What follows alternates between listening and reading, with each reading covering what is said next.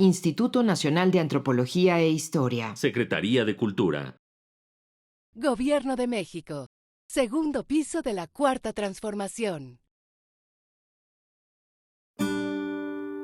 Su sustancia está hecha de evocación, recuerdo, rememoración y de lo que toma del porvenir. Porque es una parte fundamental de nuestra identidad. Somos nuestra memoria. El programa del INA que nos lleva de viva voz con los especialistas. Muy buenos días, esto es Radio INA. La Secretaría de Cultura y el Instituto Nacional de Antropología e Historia los invitan a acompañarnos en la emisión de la serie Somos Nuestra Memoria. Yo soy Pavel Luna, en esta ocasión supliendo al titular de este programa, el maestro Salvador Rueda. En esta emisión contamos con la presencia de la historiadora Berta Hernández y de Carmen Ortiz Prieto, nieta de don Julio Prieto. El tema del programa de hoy es Julio Prieto, artista, escenógrafo, ilustrador. Y dicho sea de paso, uno de los creadores del Museo del Caracol. Querida Carmen, querida Berta, bienvenidas a este programa. Hola, Pavel. Hola a todos los amigos de Radio INA. Híjole, pues hoy vamos a tener un programa maravilloso, sensacional, fantástico y divertido. ¿Cómo de sí. que no? Sí. Y vamos a contarles, como bien dice el título de esta serie, Somos Nuestra Memoria. Pero hoy vamos a platicar una parte de la memoria que es muy personal y muy profunda, y que es esa parte de la memoria que nos toca a nosotros en nuestra vida educativa. Ya verán qué programa tan bonito vamos a tener. Vamos a empezar esta conversación. Querida Berta, yo quiero que empecemos platicando.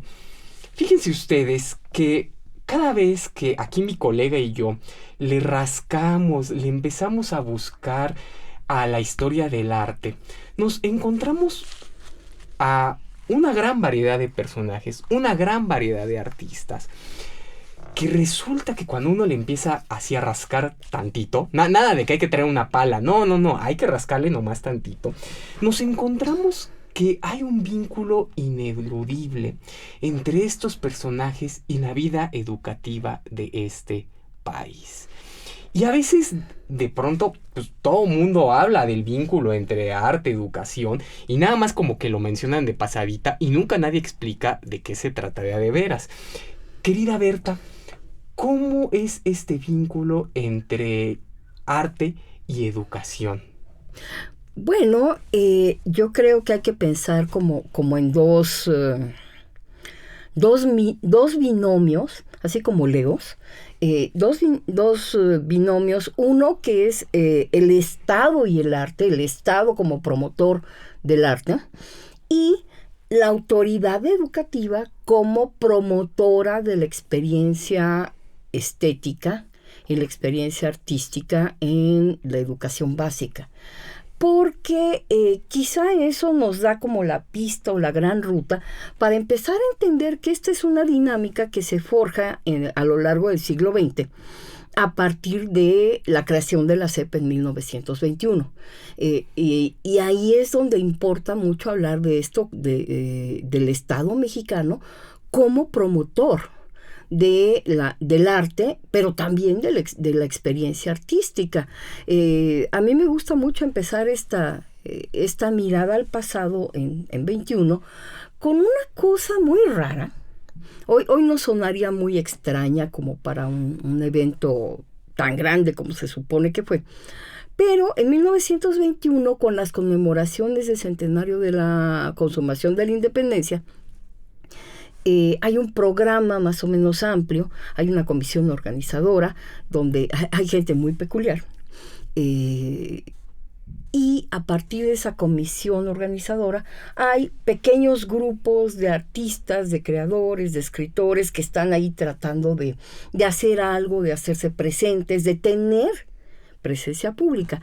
Y ahí hay un personaje muy interesante. Es muy conocido por la gente, me refiero a Gerardo Murillo, el doctor Atl, muralista, vulcanólogo, también un personaje bien raro en términos de su participación, o al menos así lo cuenta él, en ciertas actividades de la revolución y la lucha antihuertista. Bueno, él promueve y logra convencer esta comisión organizadora, de hacer una exposición nacional de artes populares. ¿Qué quiere decir eso? Artesanía de todos niveles, tamaños, colores y sabores. Uno de sus grandes amigotes de sus años europeos está ahí con él, es un cuate de 34 años que se llama Roberto Montenegro.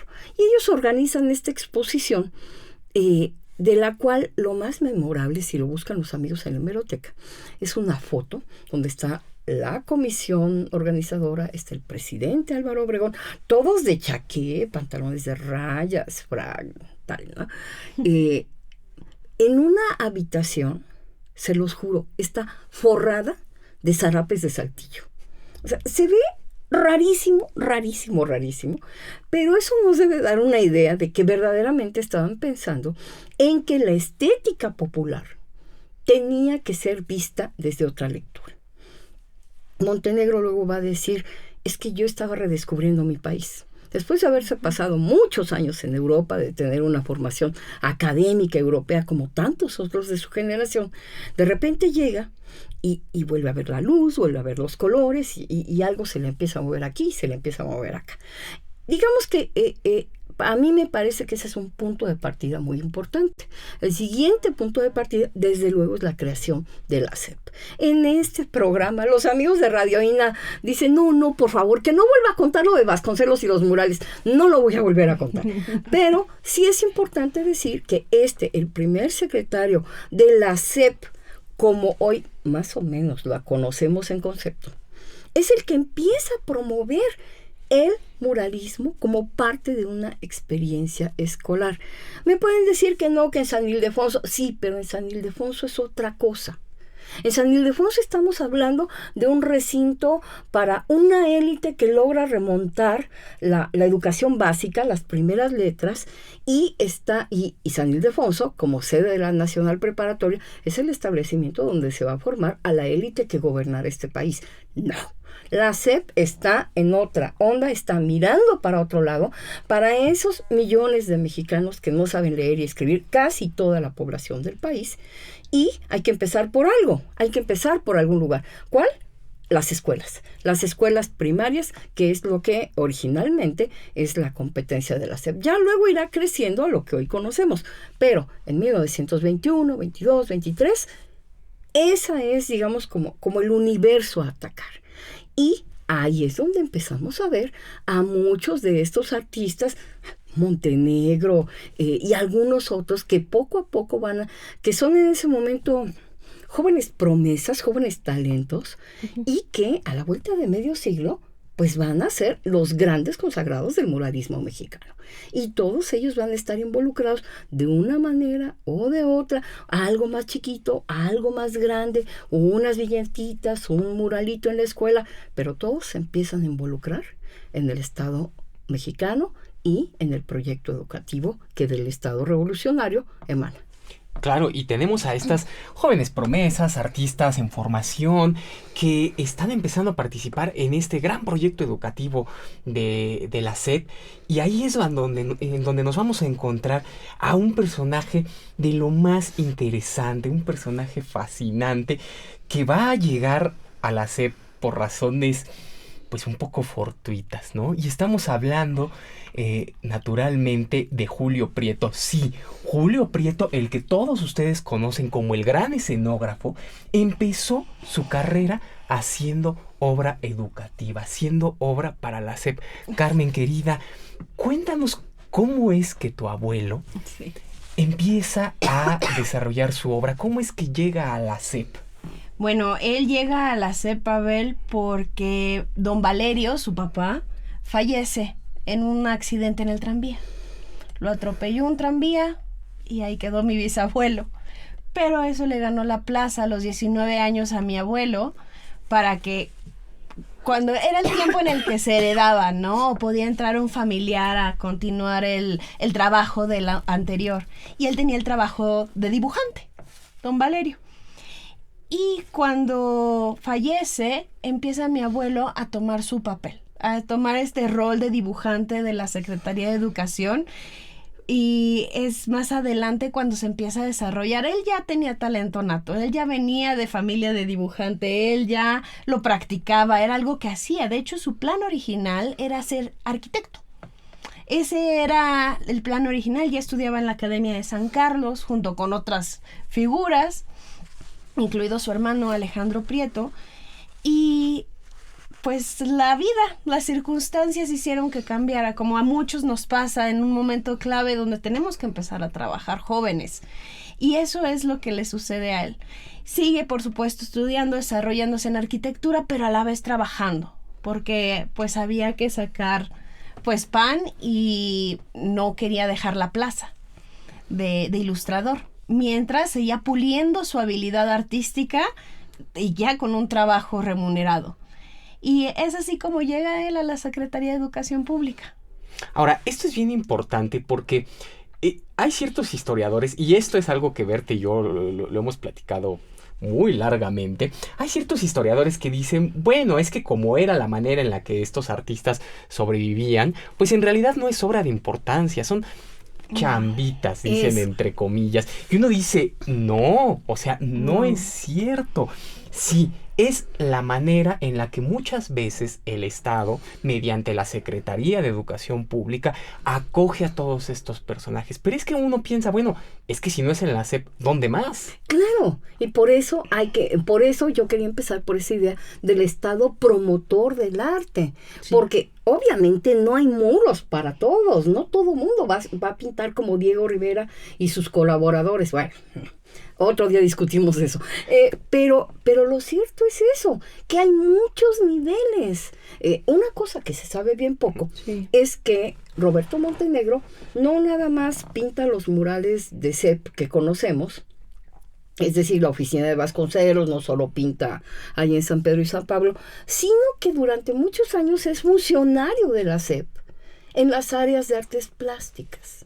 Sí, es una chamba. Claro que es algo que se le dio, se le concede para que tenga de qué vivir. Sí, pero Roberto Montenegro no es ni un improvisado, no es un principiante, es un hombre con formación, con experiencia, con la capacidad de discernir entre ese contraste entre el arte europeo y la formación académica y la estética mexicana que le importa mucho al Estado por revolucionario, y obviamente que eso se traduce en las actividades y las políticas que llegan a los salones de clase. Por supuesto. Necesariamente.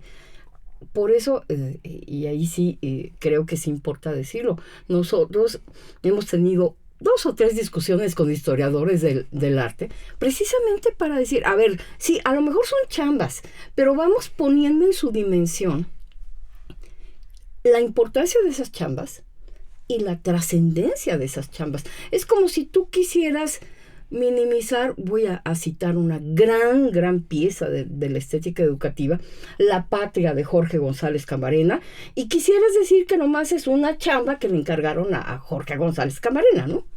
Pues sí, es una chamba, pero ese no es el punto. Es la trascendencia social e histórica de la pieza, de la obra de arte, ¿no?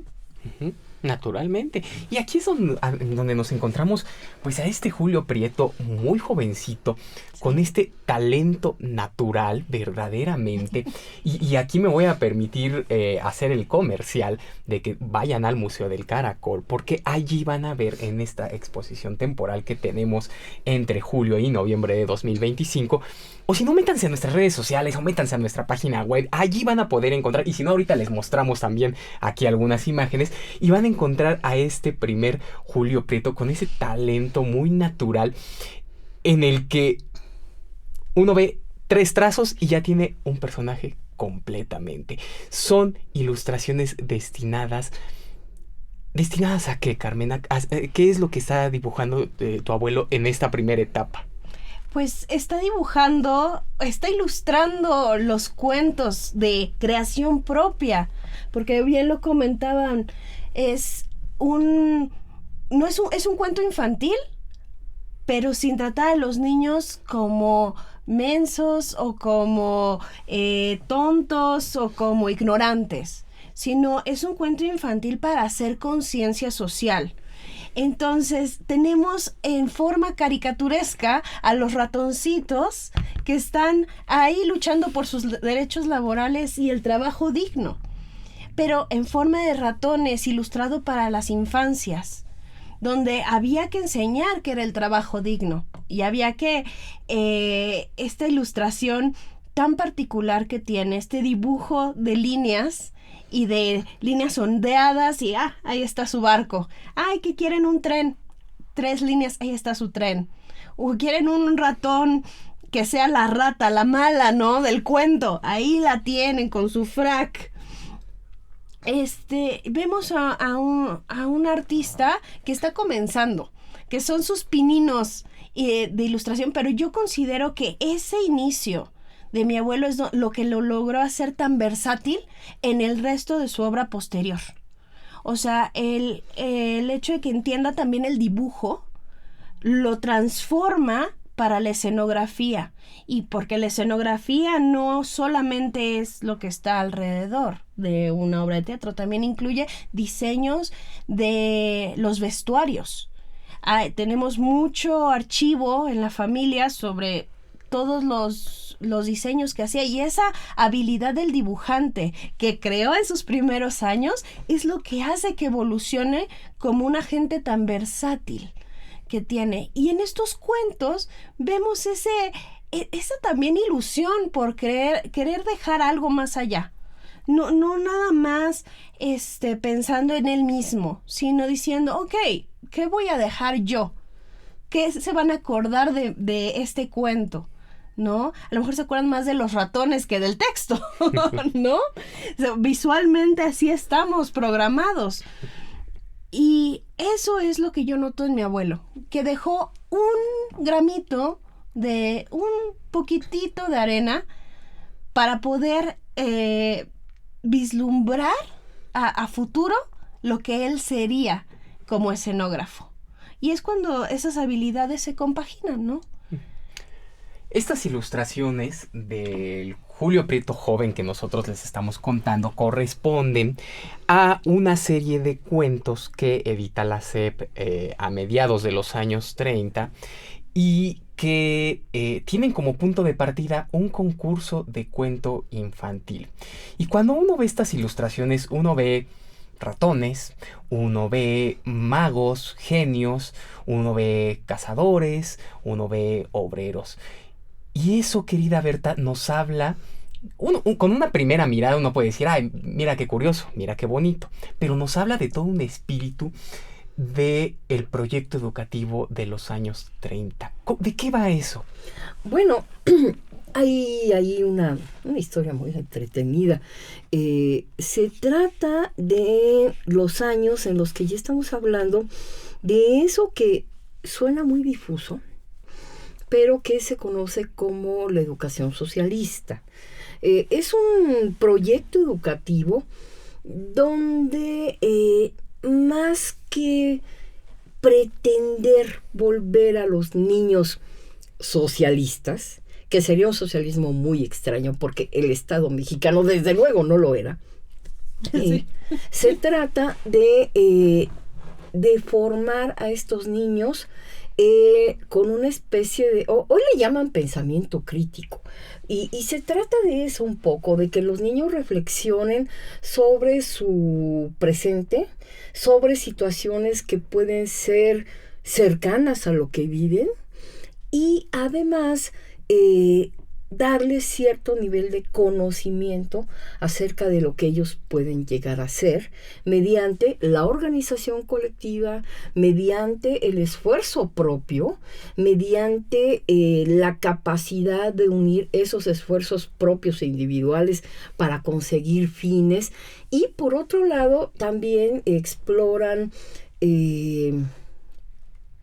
esto que puede ser como la gana de trascender, del niño que aprende que no tiene que estar necesariamente conforme con el mundo en el que ha vivido y ha crecido, sino que debe y puede aspirar a más.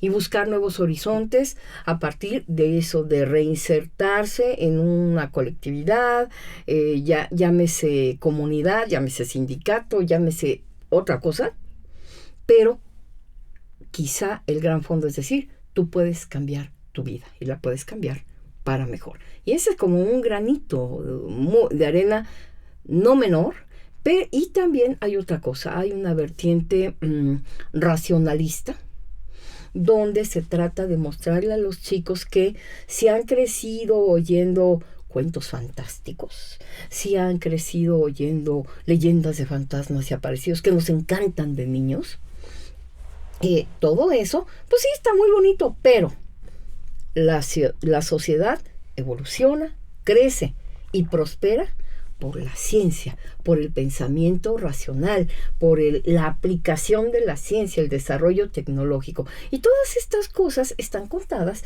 en estos cuentos de maneras diferentes. Hay unas más, yo diría, como más dirigidas a los primeros grados de primaria, porque esa es la estructura de muchas narraciones que se hacen en la época. Para los niños más chiquitos, los de primero, los de segundo, todavía narraciones más suaves, más amigables, y para los mayorcitos de quinto, de sexto, pues ya estás hablando de un pensamiento un poquito más abstracto, ya de acentos con cosas que pueden ser hasta un poco más duras, en fin, ¿no? Pero los del principio están contados así con animalitos y con personajes de los cuentos de hadas, y ya luego la cosa cambia, ¿no? Claro, y es que insisto, o sea, uno ve estas ilustraciones y uno lee los cuentos y uno ve cuentos de ratones y uno dice, ¡ay, qué bonito! Sí, nada más que el ratón Panchito roe libros, lucha por sus derechos. ¿Tenemos cuentos de magos? Sí, pero es que resulta que estos magos vienen al mundo de los humanos solo para descubrir que ya son obsoletos. Entonces uno empieza a ver todo este espíritu de la época, este ánimo de querer educar a los niños, pues bajo otros principios verdaderamente fundados en la ciencia, en los derechos, en la construcción, digamos, de un país mucho más moderno. Definitivamente. Y hay que ver cómo ahí se va relacionando con otro tipo de experiencias. Sí. Estos cuentos que de veras tienen que ir a ver porque la exposición está hermosa. Hay unas cosas maravillosas. Estos cuentos son de 1935. 5 años se pasan volando. Hay que acordarse que 5 años atrás, el gobierno de Pascual Ortiz Rubio, que por cierto tuvo 5 secretarios de educación, en 2 años. No, nada más. Qué loco.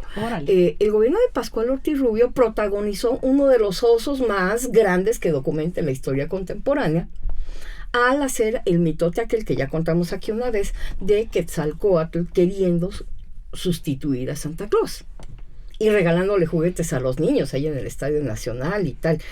Bueno, desde luego el asunto fracasó, pero hay cosas que no fracasan, cosas que tienen que ver más no con los eventos escolares como quisieron hacer con Quetzalcóatl y Santa Claus, no, sino con materiales que verdaderamente lleguen a las manos de los maestros, que lleguen a los salones, que se lean. Y seguramente hace 90 años, sí, hubo maestros que leían estos cuentos con los chavitos y les decían, bueno, ¿y ustedes qué creen? ¿Ustedes qué opinan? ¿De veras creen que los ratones tienen algo así como derechos? ¿Ustedes creen que los ratones querrían trabajar y tener una vida digna? ¿O qué tal si somos como ratones? Ahora, desde luego, esto es una especulación trepada acá en la nube, pero yo quiero pensar que los maestros de la época también están involucrados en esto, es decir, están formados en ese mismo modelo educativo. Los años 30 todavía tienen mucho de modificación de las políticas educativas, son años de misiones culturales, son años de estar todavía construyendo con ladrillos y con cemento y con adobes y con lo que se pueda el sistema educativo, porque en esos ahora a lo mejor no nos damos tanta cuenta, pero en aquellos años la enormidad del territorio nacional es tal que no le puedes apostar a que todo lo que se te ocurre en la Ciudad de México vaya a llegar y se vaya a poder ejecutar en la frontera norte o en la frontera sur, ¿no? Así es. Bueno, pues, Carmen querida, esta gráfica, acaba de decir Berta algo bien importante, es que está cumpliendo 9 décadas de vida. Sí. Que no es poco. No. Pero cuando... Yo quiero que hagamos un poco como mirada del presente. O sea, tú lees estos cuentos, tú ves esta gráfica, ¿y qué te parece a ti que le puede decir a un jovencito, a un chamaquito de pleno 2025, o incluso a nosotros como millennials, que crecimos bajo otros criterios, por ejemplo, de cuentos, de libros de texto, bajo otra estructura educativa? O sea, ¿qué nos está diciendo a 9 décadas de distancia esta gráfica? ¿Qué ves en ella? Yo lo que observo es mucho pensamiento crítico. O sea, es retomar el pensamiento crítico y abordarlo de una forma diferente, ¿no? Realmente entrar con los ratones y a lo mejor decir, bueno, pues sí quiero un trabajo digno, ¿no? Quiero que mi vivienda, mi renta no sea por encima de lo que yo percibo de sueldo, ¿no? Es regresar un poco a esos orígenes de la dignidad laboral.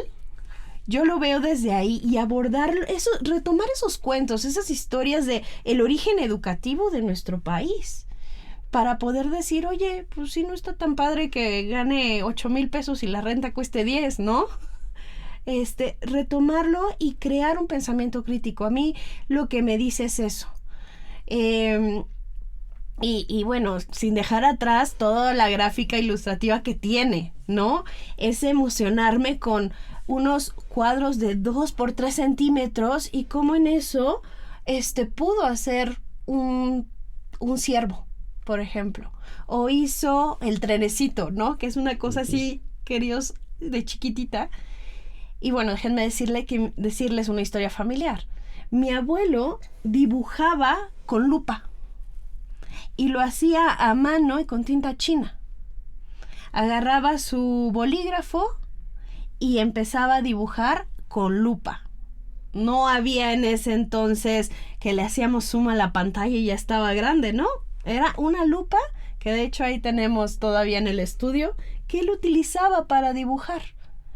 Todo eso está hecho con mucho amor. ¿Por qué? Porque el artista usó sus manos. Se ensució de tinta, seguro la regó.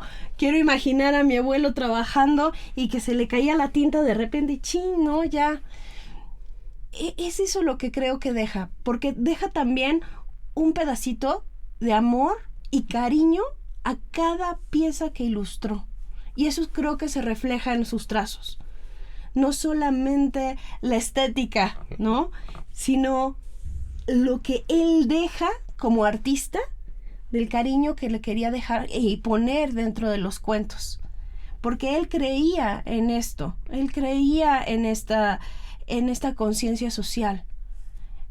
Así que, para responder tu pregunta, eso es lo que yo veo, querido Pavel. Ahora, es que eso es bien interesante, porque regresamos otra vez, ¿no? A este asunto de las chambitas.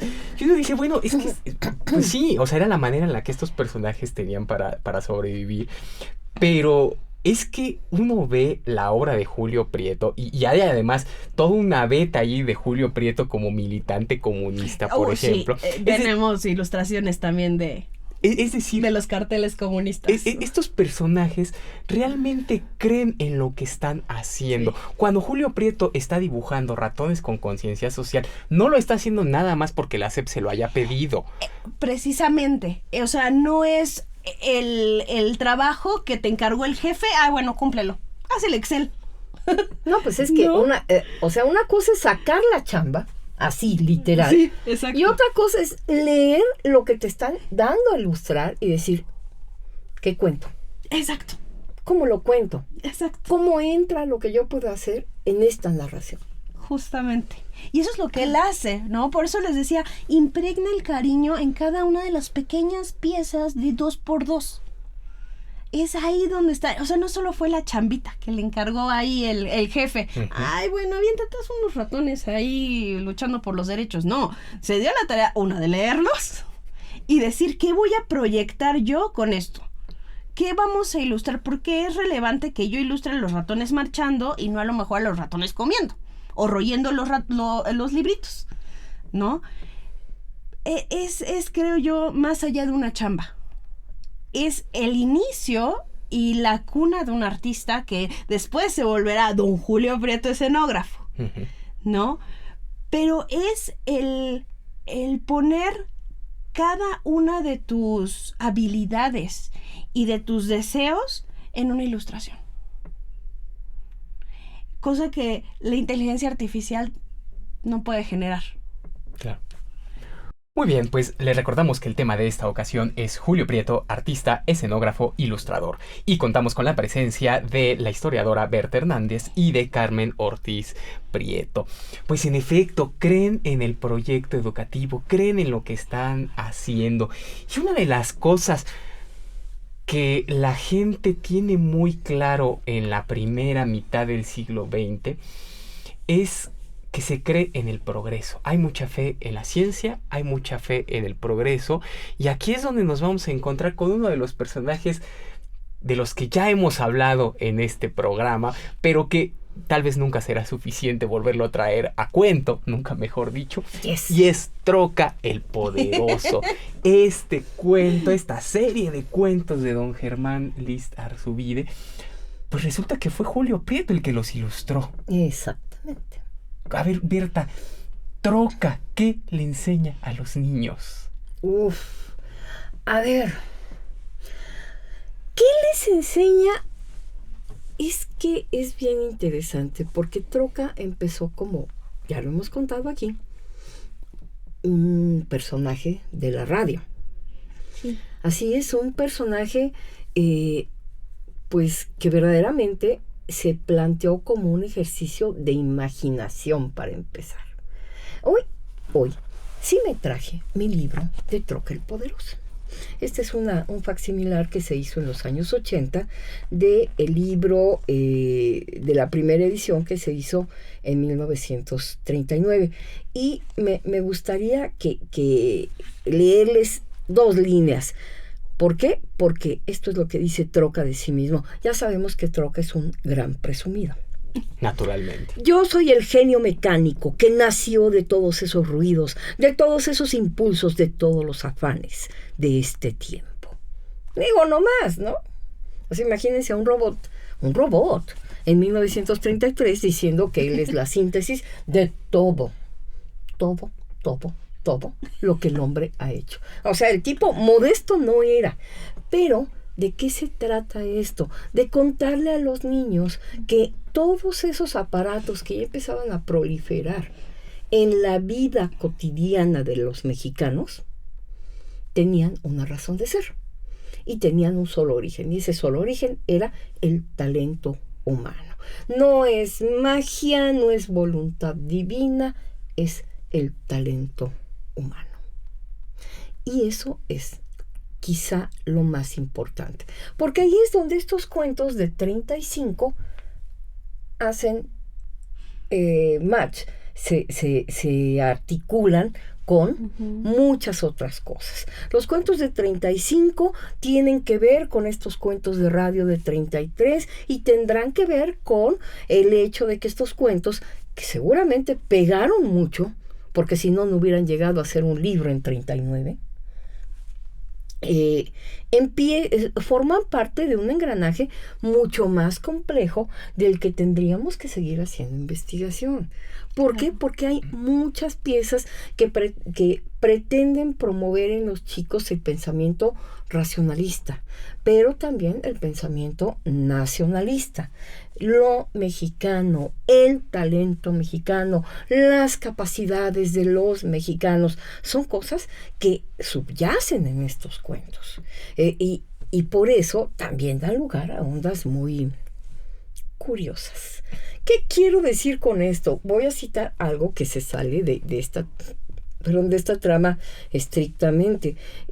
Existe en otra publicación de la SEP la biblioteca del Chapulín un cuento que se llama El ratón Pérez contra Mickey Mouse. Y entonces dices, a ver, ¿cómo? Perdón, es la misma idea que subyace en Quetzalcóatl en vez de Santa Claus. Es decir, estar buscando valores nacionales o por lo menos de raigambre en la vida nacional que tengan que ver con esto, porque el ratón Pérez es un poco más allá del entorno mexicano, ¿no? Pero vamos, plantear estas rivalidades, plantear estas dicotomías, intentar mostrar que hay otros caminos de lo que la incipiente industria de medios masivos puede promover, es algo que también está aquí. Aquí viene otra cuña temática. Una columnista, una mujer de los años 20, Cube Bonifant, decía que muchas broncas del comportamiento femenino tenían que ver con las películas que venían de Hollywood, que las mexicanas copiaban lo que veían en el cine, desde el corte de pelo, la falda corta y esas cosas. Bueno, hay que acordarse que para esta época, para mediados de los 30, fines de los 30, los cines proyectan, sí, cine sonoro en los 30, pero también hay ya cortos animados. Y uno de los cortos animados importantes son protagonizados por Mickey Mouse. Y poco a poco van surgiendo los otros personajes de Disney que conocemos. Entonces es muy fácil que los niños que podían tener acceso al cine dijeran, Mickey Mouse. No es raro que en uno de estos cuentos ilustrados por Julio Prieto esto es un spoiler descarado, hay ahí una insinuación rara de que el ratón Panchito le echó tantas ganas, se esforzó por tener una chamba digna, que mejor cruzó la frontera y se fue a trabajar al cine. Y hoy dice el cuento de hace 90 años, y hoy, aunque no usa el nombre del ratón Panchito, es un ratón muy famoso que sale en el cine. Adivinen de quién es. Claro que años después, aparece este otro cuento del ratón Pérez contra Mickey Mouse. Yo creo que no es gratuito. Nos está hablando ya de una penetración del gran medio masivo de la época, uno de los dos grandes medios masivos de la época, que es el cine, ¿no?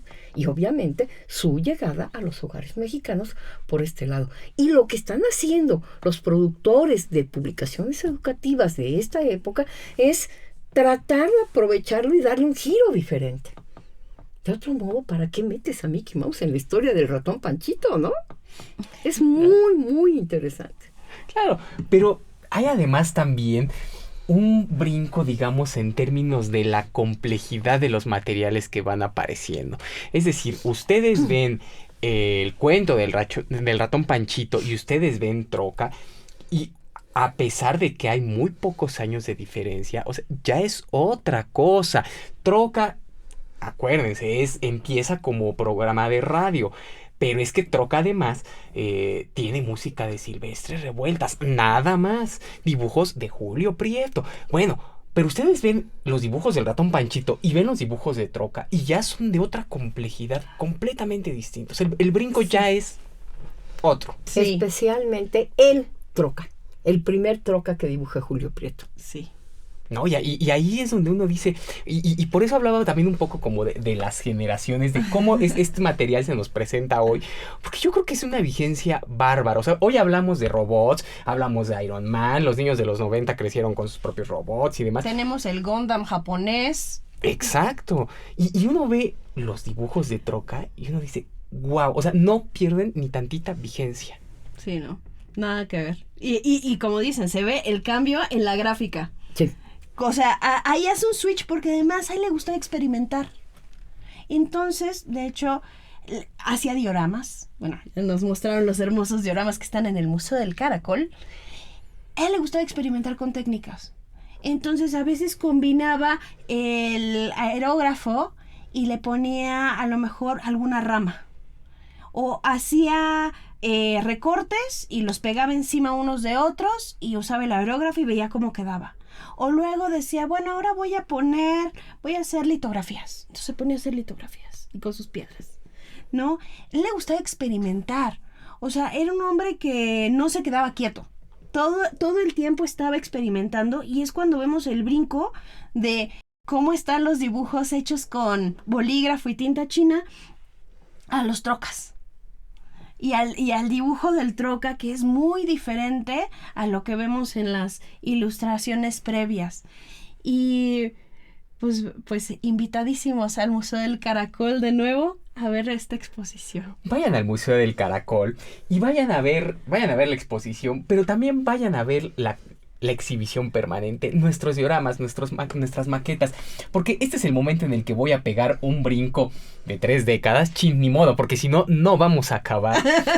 Ya saben que siempre aquí el tiempo es finito y nunca llegamos realmente al punto, pero vamos a pegar un brinco hasta 1960, donde tenemos a un Julio Prieto. Ya no es la joven promesa, ya es el artista maduro, ya es un escenógrafo conocido y reconocido. Y pues resulta que cuando en 1960 aparece esta idea de crear un museo dedicado como un gran compendio de historia nacional, pues no viene con colecciones, hay que crear las colecciones, hay que recrear el pasado. Berta, cuéntanos cómo es el Julio Prieto que va a generar estas escenografías para el Caracol. Bueno, siempre hemos dicho que la creación de la Galería de Historia se puede resumir con una sola frase: suma de talentos, porque tienes a un gran arquitecto como Pedro Ramírez Vázquez, tienes a un historiador muy prestigiado en ese momento, y en ese momento muy conocido, que era Arturo Arnaiz y Freg, que empiezan un poco como a darse cuerda. No le han puesto nombre, pero en los planos ya dice que esto es un museo pedagógico. Y encima tienen a don Jaime Torres Bodet ahí todo ilusionado, seguramente enchinchando de una manera tremenda, queriendo involucrarse. Bueno, pero don Jaime era lo suficientemente sabio como para dejar que la gente que sabe haga las cosas. Así pues, Arturo Arnaiz y Freg hace el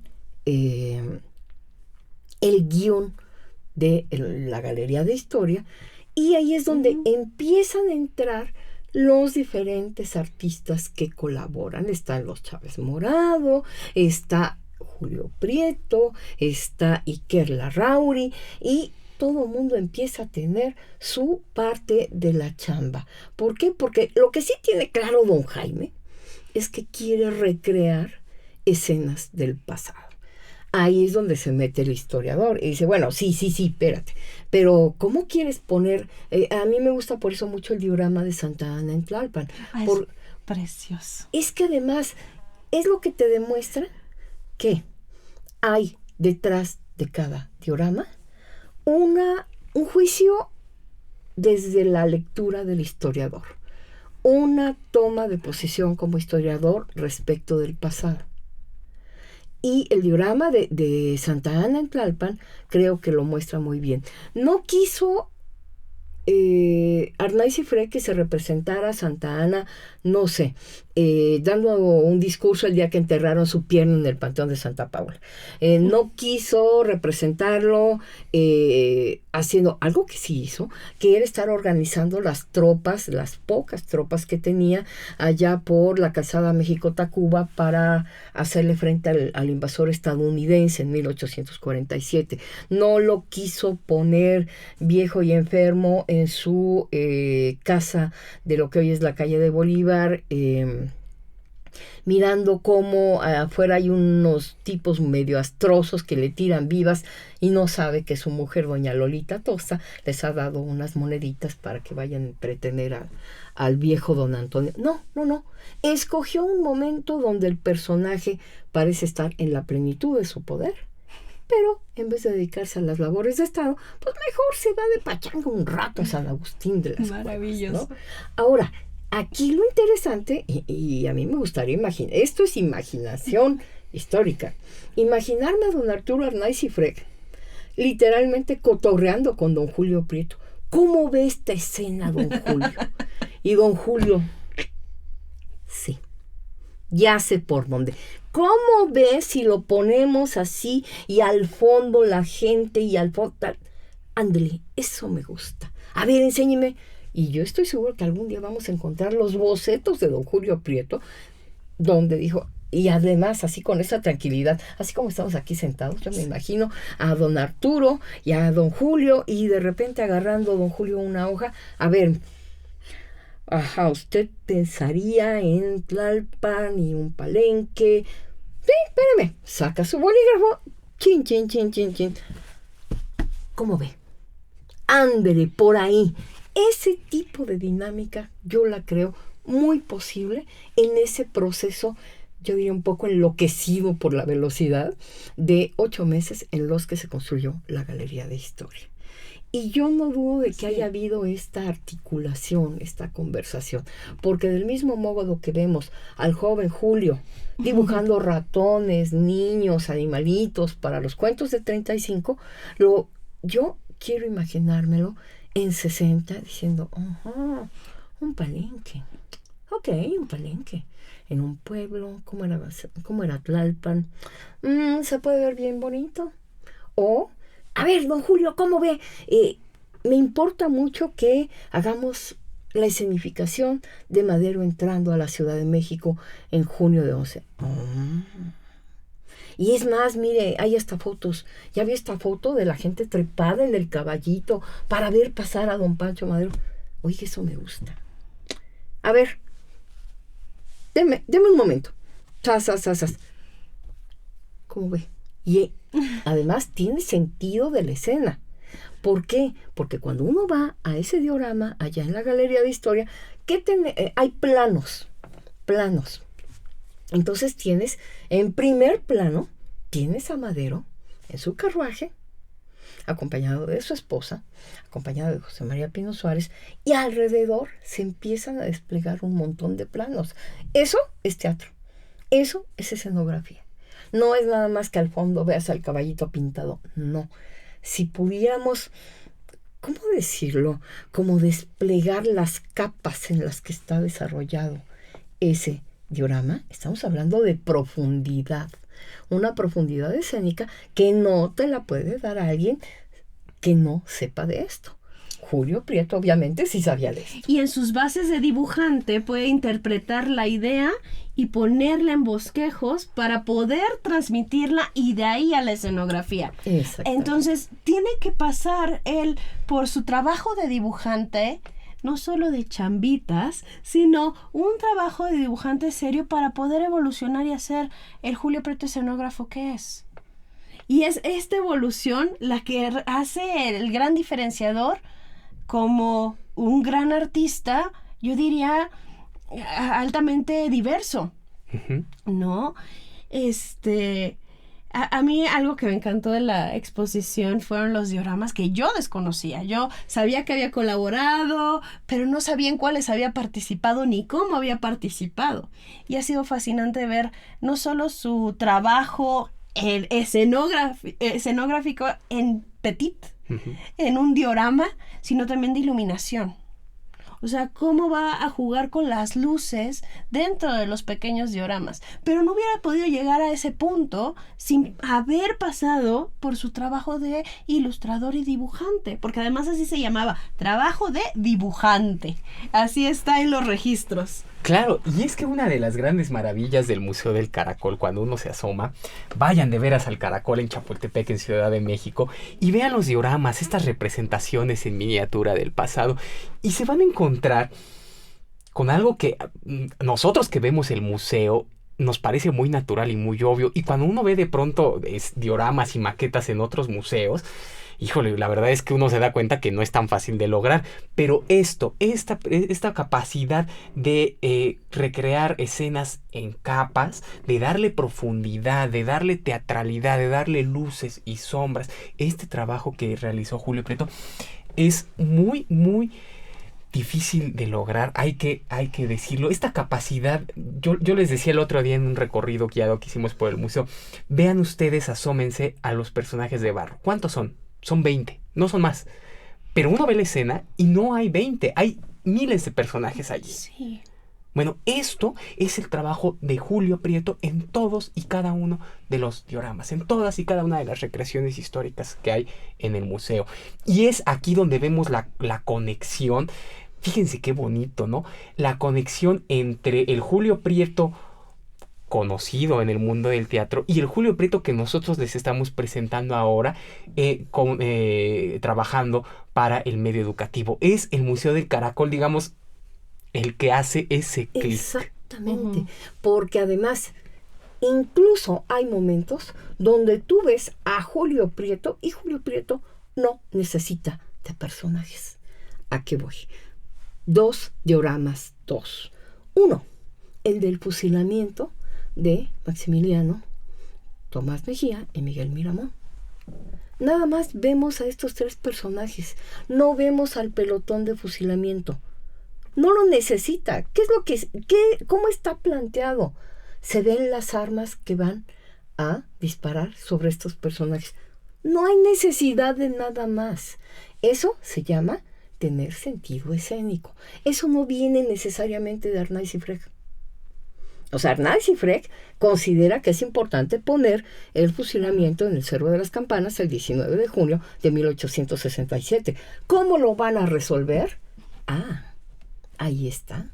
Y eso es sentido dramático, sentido escenográfico. Claro. No puede venir sino de alguien como Julio Prieto. El otro diorama interesante en ese sentido es el de la escena trágica. No hay personajes, es decir, no hay figuras de barro. Y sin embargo, ¿qué ves?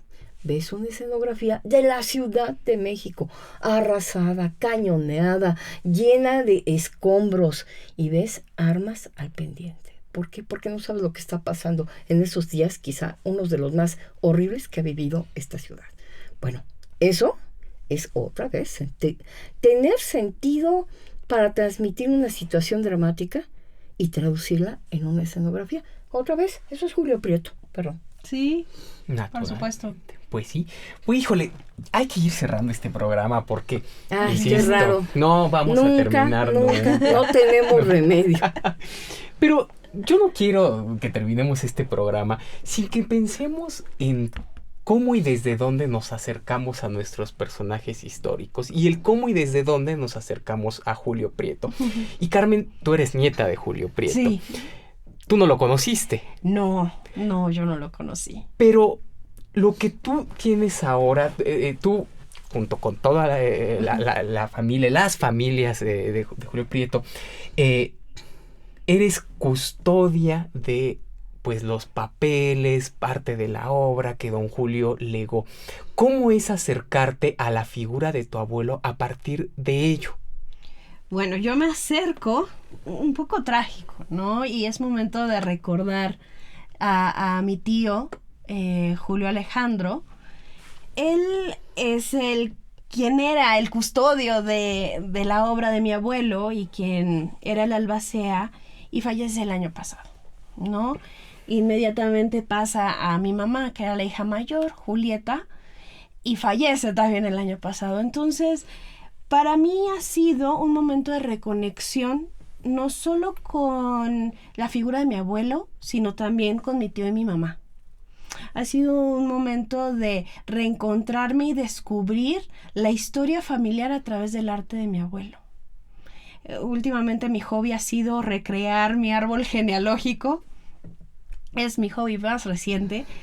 Y he podido descubrir facetas de mis abuelos que desconocíamos. O sea, el hecho de que hubieran sido parte del movimiento comunista y tuvieran sus reuniones y una carta de mi abuela diciéndoles a todos con un español muy elegante, básicamente que llegaran a tiempo a las reuniones, que no se valía que llegaran tarde, por favor, que fueran gente decente. Encontrar también en el archivo el carnet de estudio de mi abuela de 21 años cuando estudiaba en el IMBA, por ejemplo, y que fue donde se enamoraron, o donde mi abuelo Julio conoce a mi abuela Carmen Sagredo y se enamoran.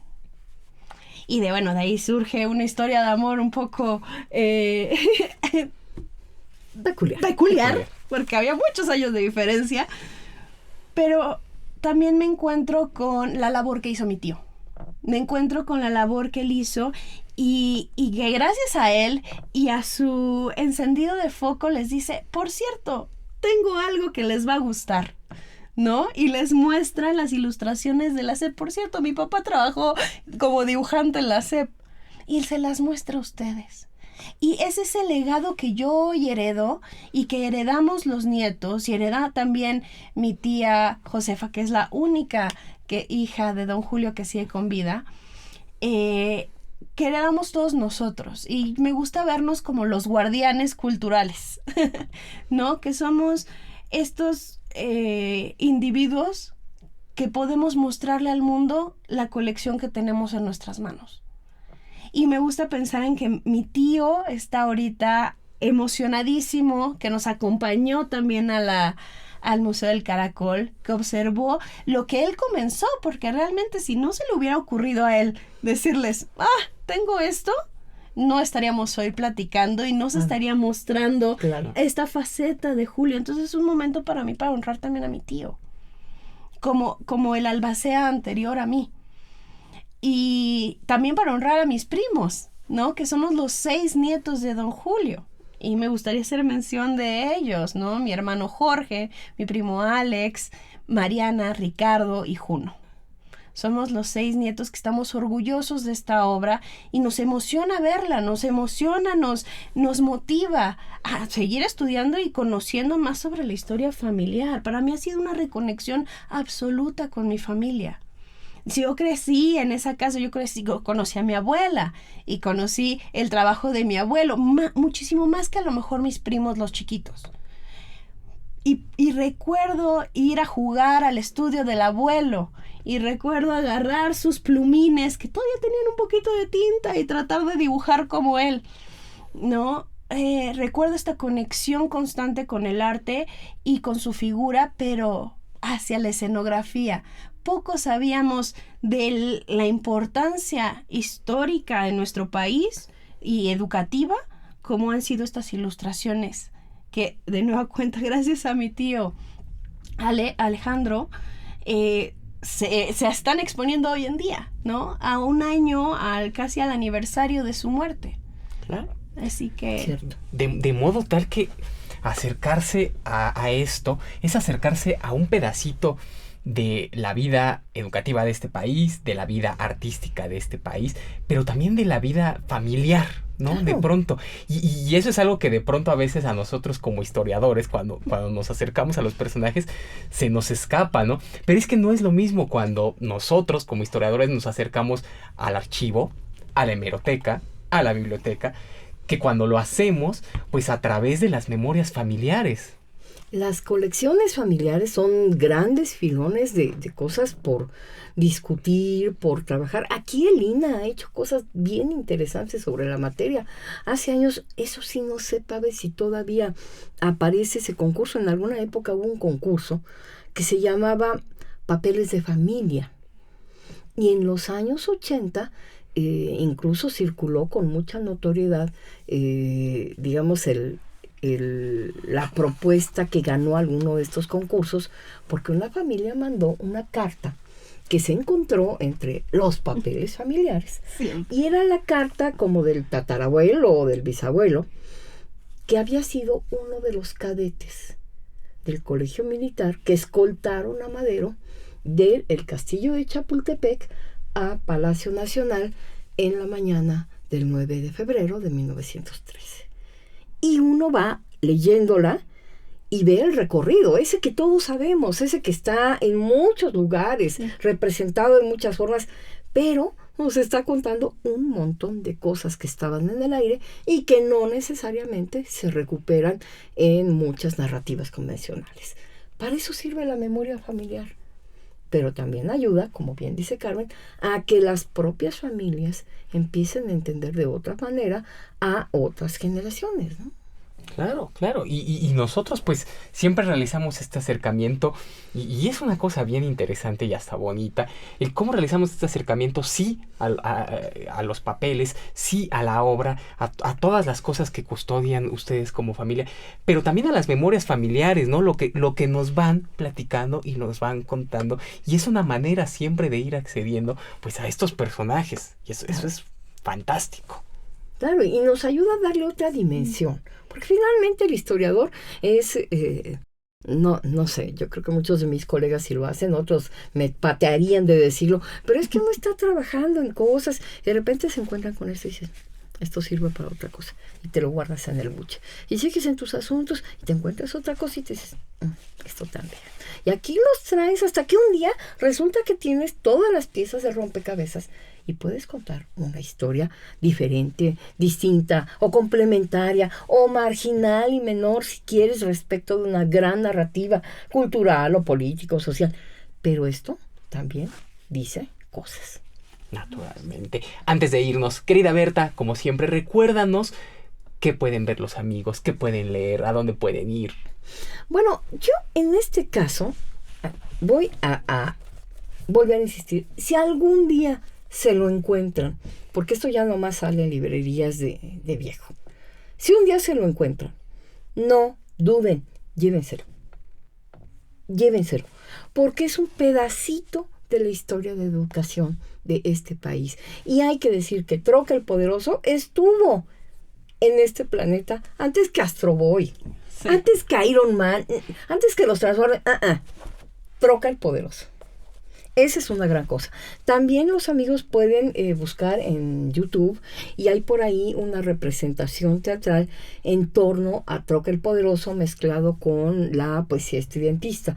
Busquen a Alejandro Benítez, que es un actor de teatro que hace él lo llama mini teatro, porque su representación de Troca se da en un teatrito así chiquitito, bien bonito. Eso también lo pueden ver. La Fonoteca Nacional tiene una recreación de los cuentos de Troca el Poderoso, y eso en lo que tiene que ver con esta figura y con estas narraciones. Pero yo creo que también podrían echarle un ojo, por ejemplo, a las diversas publicaciones que hay en la red acerca de este intento de sustituir a Quetzalcóatl con Santa Claus.